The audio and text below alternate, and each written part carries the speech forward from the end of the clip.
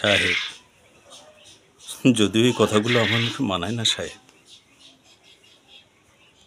তারপরেও বলছি সাহেব, মানুষ মানুষ নিজের ভুল তো নিজে বুঝতে পারে না সাহেব, নিজে বুঝতে পারে না।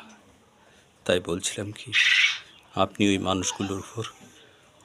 মানুষগুলোর উপর অত নির্দয় আর অত্যাচারী হবেন না সাহেব। যদি যদি কখনো ওরা এক হয়ে যায় না, তাহলে আপনি সামলাইতে পারবেন না সাহেব, তাহলে আপনি সামলাইতে পারবেন না। তখন তখন হয়তো আপনি ধ্বংস হয়ে যাবেন।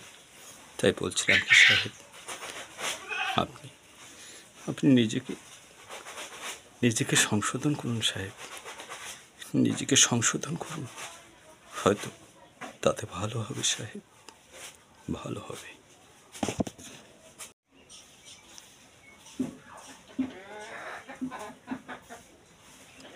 এই এই তোর কাছে আমাকে জ্ঞান নিতে হবে? হ্যাঁ, যা বলছি, যা, এখান থেকে যা, চলে যা বলছি, যা, চলে যা।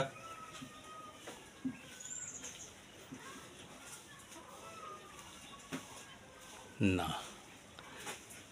না, হয়তো ওর কথাটাই ঠিক, নিজের ভুল হয়তো বা নিজে বোঝা যায় না। কি যেন বলল? ধ্বংস ধ্বংস আর সংশোধন, তাই না? হয়তো তাই নিজের অস্তিত্বকে রক্ষা করতে হবে, নিজের ঐতিহ্যকে রক্ষা করতে হবে। সংশোধন, হ্যাঁ, প্রিয়জনে আমাকে সংশোধন হতে হবে। আসলেই তো, জুলুম অত্যাচারে মানুষের পিঠ যখন দেওয়ালে ঠেকে যায়, তখন মানুষ ঠিকই প্রতিবাদী হয়ে ওঠে। আর যখন না প্রতিবাদী হয়ে ওঠে,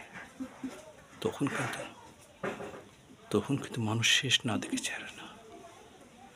ও ঠিকই বলেছে, আসলেই আমাকে সংশোধন হতে হবে, সংশোধন।